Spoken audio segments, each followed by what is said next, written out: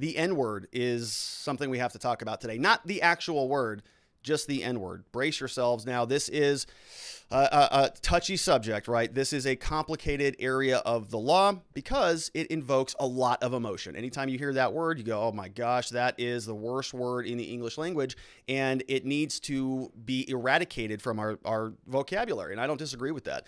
But unfortunately, some people still use it, and there are some statutes that are in existence in America that make that type of language criminal. And so the question we have to ask ourselves is that in fact criminal? Is it a crime then to call somebody that, or to use that word, to use the N-word? And, you know, this reminded me when I was thinking about this segment that I have to do on here. I'm thinking, oh gosh, there was a Louis C.K. clip, and I know, you know, after his whole Me Too movement thing, but he still had a great joke talking about that, the N-word, right? And he doesn't use it either, and nobody should, but he says specifically, the people who say that, they are total jerks because they're making you think the word in your head every time they say the N-word. So I apologize in advance for that, but I just don't know how else to cover this because here's the headline. It says, federal court saying the N-word to two black people does not qualify as fighting words. What? Because it kind of sounds like it might. Story was posted over at lawandcrime.com from Colin Kalmbacher. It says, flinging the N-word does not necessarily fall under the fighting words exception to the First Amendment. Federal court found on Tuesday. Case is U.S. versus Bartow. U.S. Court of Appeals, Fourth Circuit opined that the N-word is, quote, an ugly racial epithet and a highly offensive slur that undoubtedly constitutes extremely abusive language, but determined that the slur cannot broadly be criminalized under the nation's current free speech regime. The case centers on retired Air Force Lieutenant Jules Bartow, who was convicted under Virginia's abusive language statute for a series of increasingly offensive rhetorical questions that came to include the N-word as he was talking with a sales associate while shopping for boots at Quantico Marine Corps Exchange. Bartow is white, okay, the person who is being charged with the crime here. The sales associate, he was intent on verbally upsetting Kathy Johnson Felder, is black. So we have a retired United States Air Force lieutenant goes into a store, wants to buy some boots, gets into it with a woman named Kathy and starts to use some language. And then eventually in this conversation, the N-word comes out, and now cops come. He is arrested and charged with a crime. He's actually charged with a Virginia abusive language statute violation, and he takes this up, right? He says, no, you can't do that. I have free speech in this country. I'm allowed to use that language if I want to. Government says, no, hold on a minute. You have free speech, certainly, but not fighting words. You know, you can't just go up to somebody and start lobbing insults in their face, sort of intending to provoke an attack out of them, and then when they attack you, say, but my free speech. That's not how that works, right? We know that as people, that words can be extremely volatile and very provocative and encourage people to respond accordingly. So the Supreme Court has said, well, free speech doesn't apply to that. You can't go out, you know, walk up to somebody and say, your mother, and expect them to not respond. So that is being carved out. But what about this case? What about the N-word? That is, I mean, if there are any fighting words out there, that's one of them, right? Diana Gribben-Motz, the circuit judge, drafts this opinion, says, Jules Bartow, so this is the Army lieutenant, challenges his conviction for using abusive language in violation of Virginia law. The First Amendment permits criminalization of, quote, abusive language, but only if the government proves the language had a direct tendency to cause immediate acts of violence by the person to whom individually it was addressed, okay? So to whom individually it was addressed, the direct tendency. So if I'm going to say that to you, does it have the direct tendency to cause you, not a random person, you, the person I'm addressing it to engage in immediate acts of violence? The ugly racial epithet used by Bartow undoubtedly constituted extremely, quote, abusive language, right? Part of the not legal language. But because the government failed to prove or even to offer evidence that Bartow's use of highly offensive slur tended to cause immediate acts of violence by anyone, his conviction cannot stand. So you see what they did?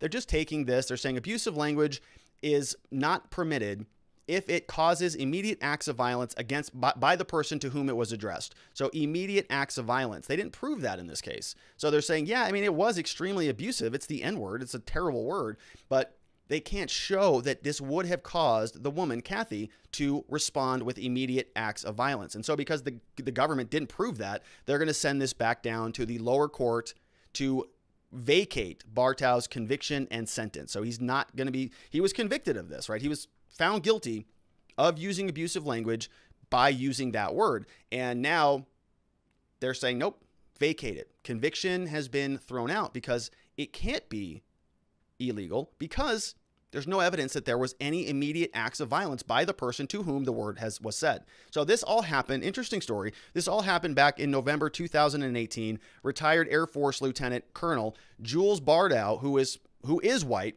entered Quantico Marine Corps exchange to shop for boots. The entirety of evidence offered by the government to prove its case against Bartow consisted of a store camera video without audio, which is a bummer, of the short encounter at issue here, and the testimony of two store employees as to their recollection of the events. The video lacks audio and individuals move in and out of the frame. It is not possible to determine from the video when Bartow was talking or to whom he was looking at when he did speak. For these reasons, the government has primarily relied on the testimony of its two trial witnesses. So he's in the store, camera's running, but it's not capturing any audio, which is pretty important. So Bartow goes in. First employee, Kathy Johnson Felder, who is African-American, testifies that she approached Bartow and says, "Good morning. May I help you?" And so all this stuff must be coming from the trial record, right? They're going back and said, hey, there was a trial here. What happened?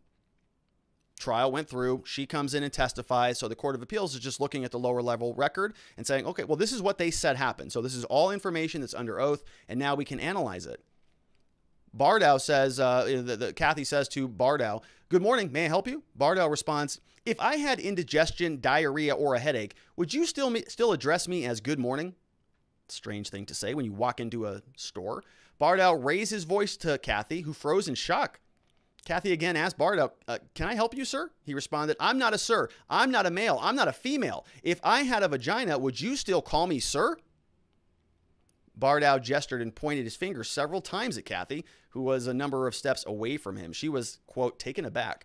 Bartow raised his voice, and it drew onlookers, including a white uniformed Marine lieutenant colonel. The lieutenant colonel began a conversation with Bartow, during which both men gestured at one another with pointed fingers. Bartow continued to try on boots throughout this exchange, as did the lieutenant colonel. As the discussion continued, a few more people gathered around, including an African-American man in civilian clothes. Kathy, the store clerk, related that the civilian explained to Bartow that the reason that the employee at that exchange say, sir or ma'am, is because you're purchasing merchandise on a military installation, right? That you're on a military base. So when you go in and buy an item, they welcome in, sir. Welcome in, ma'am. Good evening, sir. Good evening, ma'am. So if somebody goes over there and explains that to Bartow, says, hey, don't give her any grief. What are you talking about? You're on a military installation. Of course we talk that way. You know that. Bartow then responded, says, if I called her an N-word, would she still say good morning?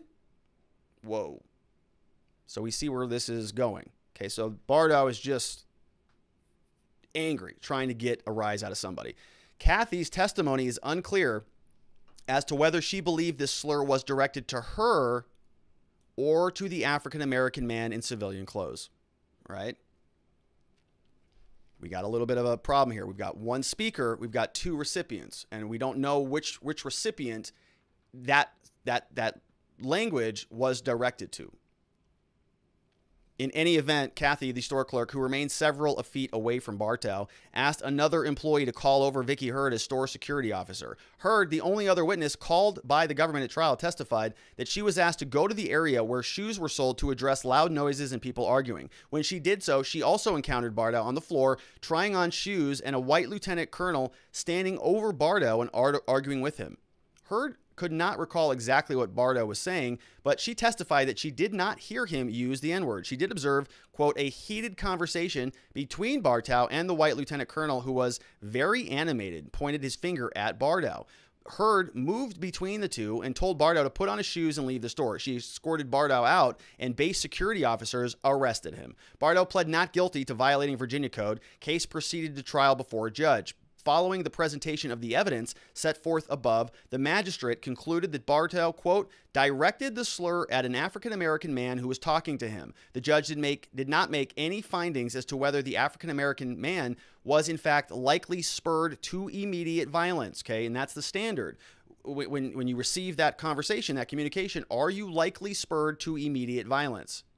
So the judge didn't say anything about that, or as to the likelihood of such a response from an individual in the man's position. The magistrate found Bartow guilty, fined him $500, the maximum penalty under the statute. So it sounds here that they're actually making this more like an objective test. So there's kind of two different ways to analyze this, and I don't practice law in Virginia, so I don't know. But the two different ways of interpreting this, right? One would be that this is a subjective standard. So the idea is that the person to whom you're directing the epithet, it matters whether they would respond with immediate violence, okay? Whether they specifically, that person. If you're threatening me, you say, would Robert Gruller be prompted to action, to immediate violence, me specifically? Or that's a subjective standard because we want to know about me individually, versus an objective standard. Would a reasonable person in that person's position, not Robert Gruller specifically, but somebody in my position, let's say, a 35-year-old attorney in Scottsdale, Arizona, would a 35-year-old attorney in Scottsdale, Arizona, who's a white guy, who's unmarried, whatever, if somebody uses an epithet towards him, would it prompt that person, who is a reasonable person, who is not Robert Gruller, but somebody like him, to respond with immediate violence? It's a distinction between the two types here. And so this is making it sound like more like it's objective. You can see that because it says whether the man was in fact, whether the African-American man himself was in fact, right, whether he was, or whether the likelihood of such a response from another individual in that man's position. So we don't know because it doesn't really matter because the judge didn't find it either way. Judge didn't say it doesn't matter. Don't know about that guy and don't know about a reasonable person guy either because didn't even analyze it. The magistrate found Bartow guilty, fined him $500, the maximum penalty. On appeal, the district court affirmed the court did not discuss to whom Bartow directed the epithet. The court seemed to rely on the apparent friction between the white lieutenant colonel and Bartow as the basis for concluding that the use of the N-word elicited, quote, an impending breach of the peace. So Bartow appealed and he won, right? Court said no, doesn't count. He's allowed to say those things because we don't know to whom it was directed and whether or not that would have prompted immediate violent action. Let's take a look at the opinion's justification and rationale. We're not going to go through this whole thing, but it says here, the Virginia code that he violated was, this is it specifically, says, if any person shall, in the presence of hearing of another, in the presence or hearing of another, curse or abuse such other person, or use any violent, abusive language to such person concerning himself or any of his relations, or otherwise use such language under circumstances reasonably calculated to provoke a breach of the peace, he shall be guilty of a Class 3 misdemeanor. Okay, reasonably calculated to provoke a breach of the peace, violent, abusive language. Supreme Court of Virginia has limited that to abusive language that has a direct tendency to cause acts of violence by the person to whom individually the language is addressed. And they're going back to a Virginia Supreme Court case, right? So that makes it sound like it is a subjective test. As such, the statute only criminalizes personal, face-to-face, abusive and insulting language likely to provoke a violent reaction and retaliation, right? And that makes sense. This is different, right, than instant messaging somebody or than text messaging somebody. If you call somebody whatever over a text message, is that going to provoke immediate violence? Maybe, but less likely than it would be if you were in their face, right? Because there's a proximity problem there. They're in your face. You don't want them there anymore. What's one way to do that? Well, it's to get physical. So if you're in person, it sort of increases the stakes a little bit.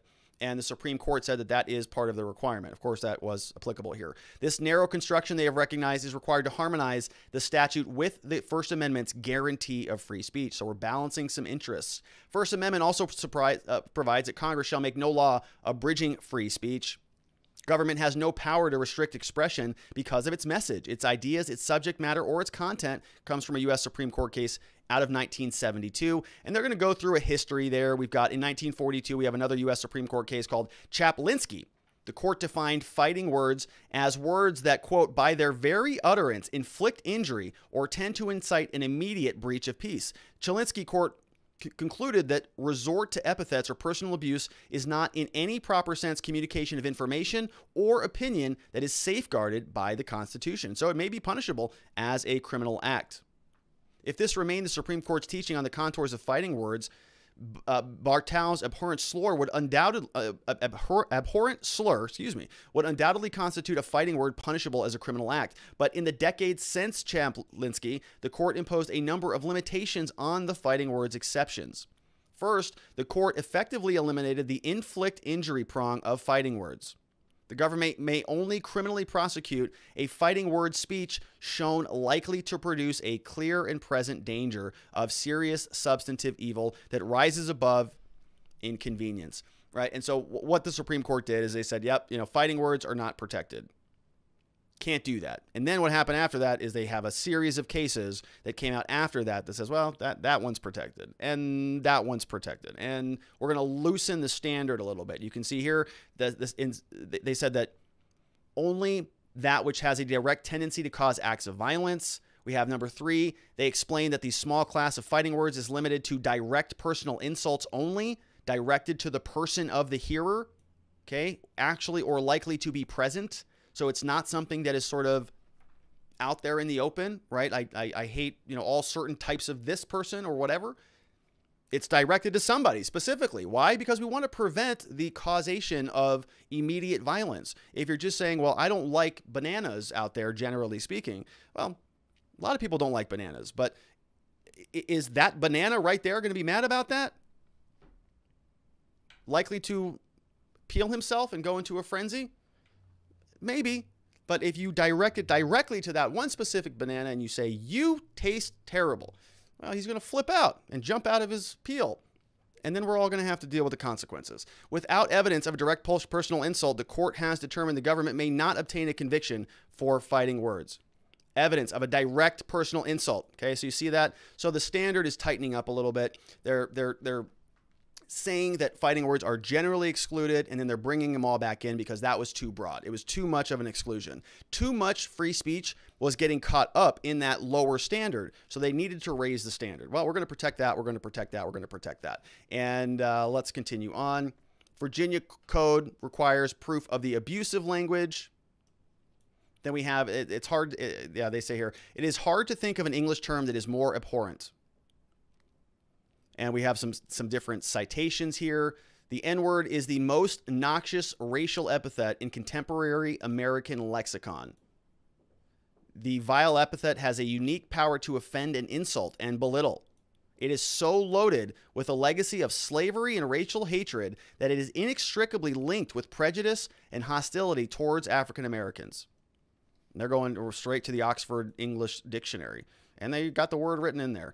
We have here, it says, all the bitter years and insult of America, no other word in the English language so powerfully or instantly calls to mind our country's long and brutal struggle to overcome racism and discrimination against African Americans. But the Virginia statute does not and could not, consistent with the First Amendment, criminalize the mere statement of this word. The government recognizes even the most egregious racial slur is not a fighting word per se. The circumstances in which the word is used matter a great deal. So they go through, they explain it, they say, well, based on this, the government maintains that Bartow addressed the slur to both Kathy and the African-American man in civilian clothes. But the judge found that Bartow directed the slur at the African-American man.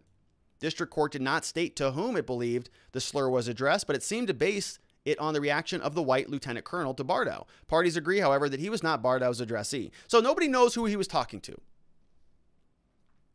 Seemed kind of obvious to me, right? He said, well, what if I called her that? But he wasn't actually talking to her. He was talking to the other guy. Everything about Bardow's remarks was offensive and bizarre, the court said. Their meaning was difficult to discern.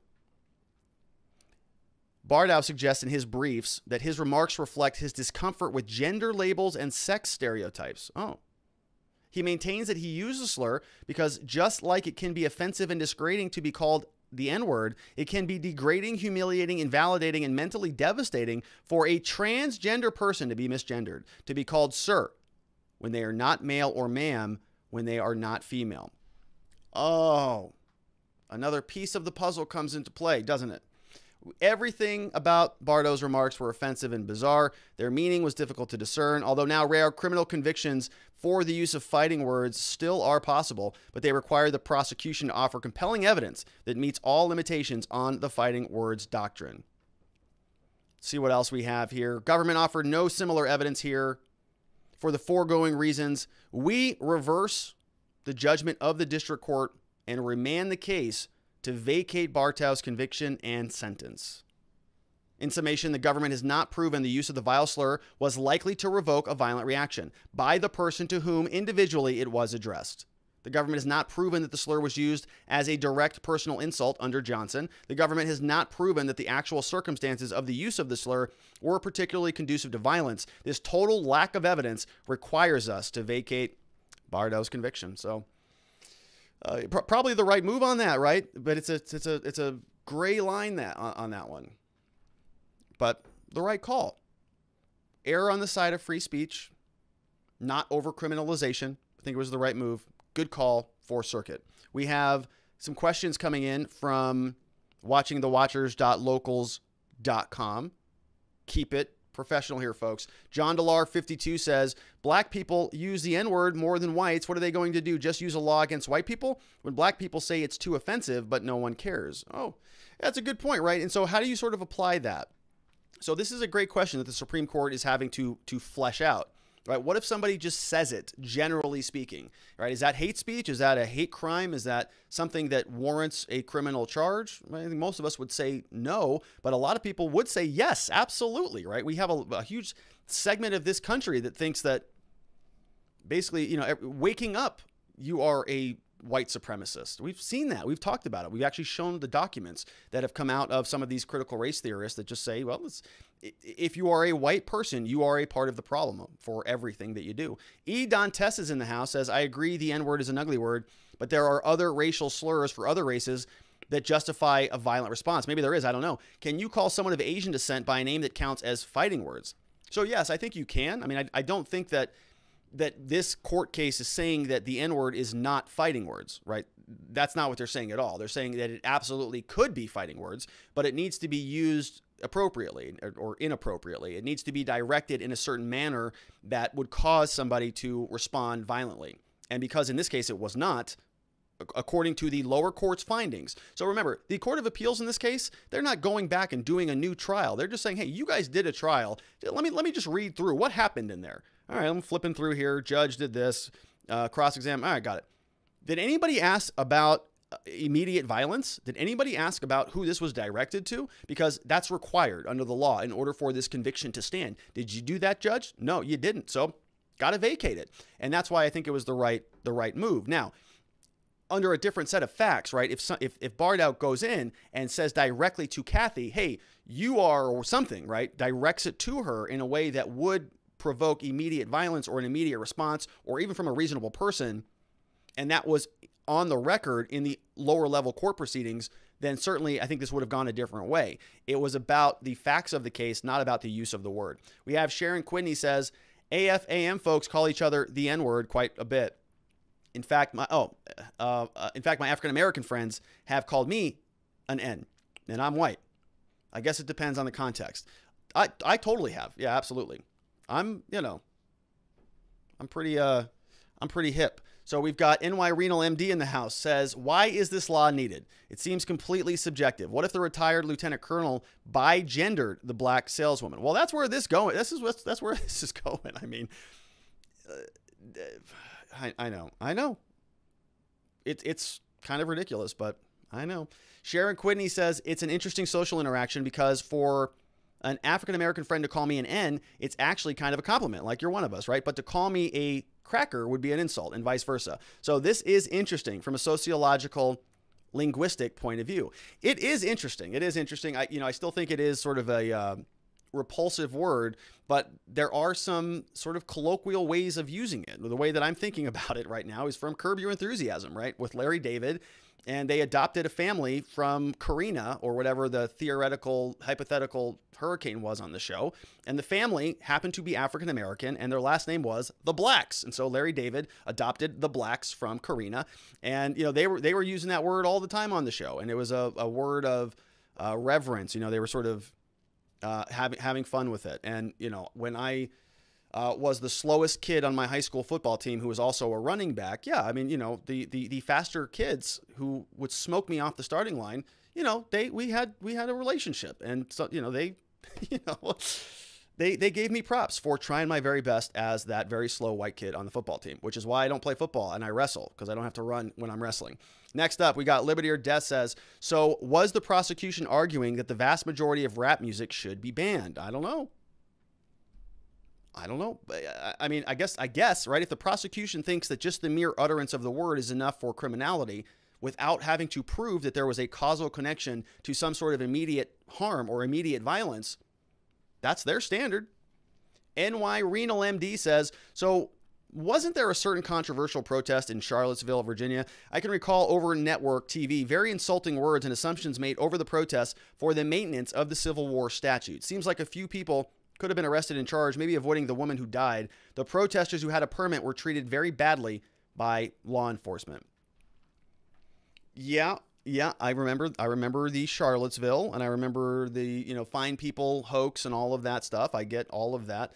A lot of battle is taking place in the battlefield of language, right? We're seeing this all over the country. People are getting very, very particular about this.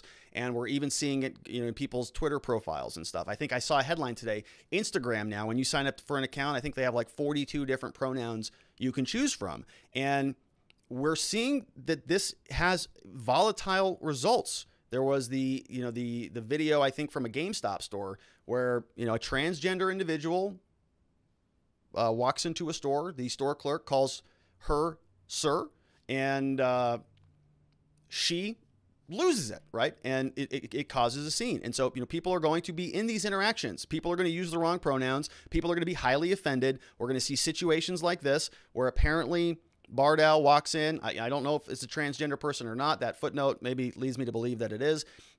Kind of irrelevant, right? The question here is about the language that's being used and about whether we can criminalize language. I'm on the side of not criminalizing language. You can have very grotesque and awful language, but you don't want to criminalize that, right? We want that out in the open. We want to see who's saying gross, awful things so that we can know not to do business with that person and not to invite them over for dinner and not to be friends with them if they harbor those grotesque beliefs in their minds. But if we criminalize everything and we make it so that people will not share their thoughts or ideas, well, we're going to have a pretty stagnant country of a bunch of monolithic people who are all part of groupthink, all thinking the same way. We want some variety in this country, even if it means we have some ugly things that are a part of that variety. We want more people to express themselves. There's going to be some ugliness in that, but we need to see it rather than suppress it. We have _shade says, didn't know you can take someone to court over words. I do not like that word whatsoever, but also what happened to sticks and stones. Yeah, as your mother told you,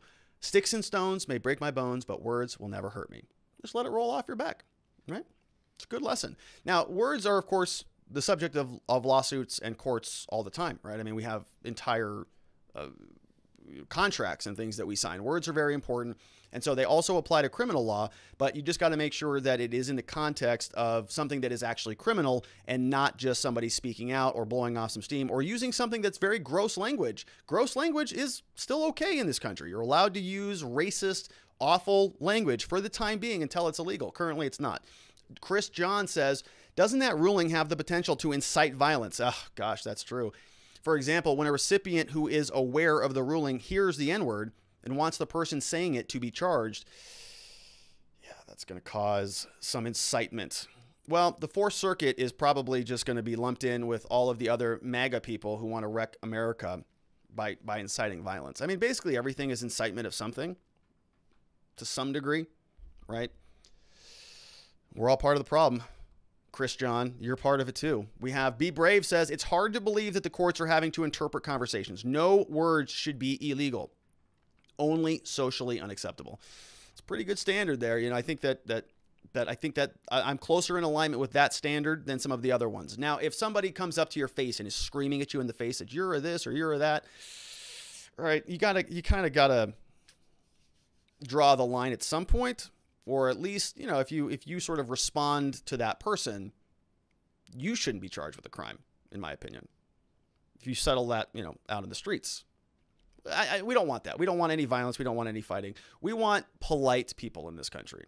No bad words, no racial epithets, love and harmony and unity. Folks, Joe Biden's president, okay?